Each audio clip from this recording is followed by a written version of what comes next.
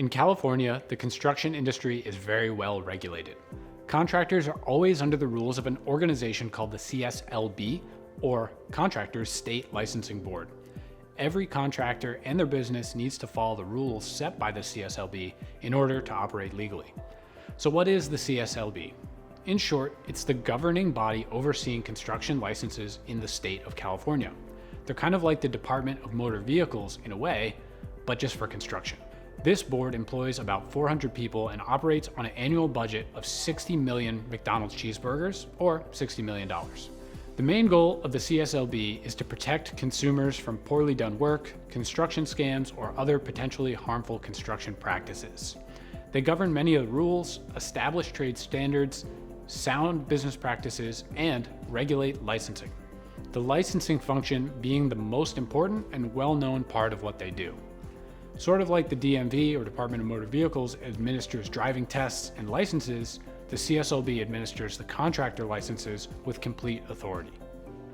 In California, the CSLB requires nearly all contractors in the state to carry a license. If you don't have a license, not only will it be hard to win good projects, but you can be fined by the CSLB, and you'll lose your right to get paid for the work that you do through the use of mechanics liens. In order to obtain a license, you're going to have a minimum of at least 4 verifiable years in your trade before you can even qualify to take the exam. You'll actually be taking 2 tests, not just one. One will prove that you know what you're doing in construction, including the rules, regulations, and laws that apply in your state. And the other is going to prove that you understand how to do the trade. Pro tip, sometimes the California license can transfer over to other states like Arizona, Louisiana, and Nevada, so it's worth checking into the reciprocity page on their website and see if you can work in multiple states. Just like driving a car, you have to carry your license, insurance, and bonds to protect against any damages during a construction project. The board's website has a consumer section full of important information, as well as a really interesting and sometimes humorous CSLB's Most Wanted page for contractors who didn't play by the rules. So, what contractors need a license in California? Unless you're working on a project with a value less than $500, including materials, you'll generally need a contractor's license. The CSLB issues 3 types of licenses: a Class A license for general engineering, Class B is general building license, and a Class C for specialty contractors. Not only can the CSLB administer your contractor's license, they can also take it away. If you fail to pay a small claims judgment or a CSLB citation, the board can also suspend and revoke your license.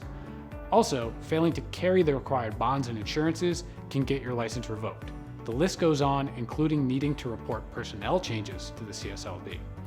I know there's a lot of rules and red tape here, but the rules exist for a reason, and it's best to follow them. When you study for the license test, you're going to learn about other rules and things like advertising and false advertising requirements, the complaint process, and other penalties, both civil, criminal, to watch out for. If you're enjoying this video, consider subscribing and let us know what other topics you'd like to hear about.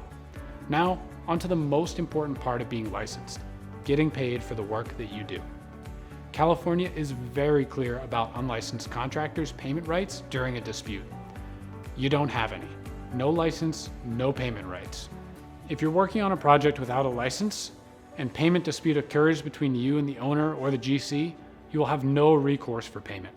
No mechanics liens, no litigation allowed. You're up a creek without a paddle, boat, or shoes. It's bad. Under state law, an unlicensed contractor cannot take any action to get paid unless they hold a license at all time through the entire project.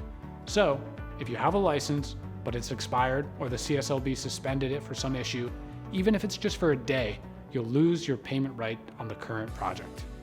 Also, if you're unlicensed and someone files a complaint against you, you may have to pay back the entire amount to the customer. Overall, it's not a great situation. Just like you shouldn't drive without a license, registration, and insurance, you should make sure that you're licensed through the CSLB and protect yourself, your customers, and your right to get paid. If you like this video, give it a thumbs up and don't forget to subscribe and learn more about construction payment topics. Payment help is here.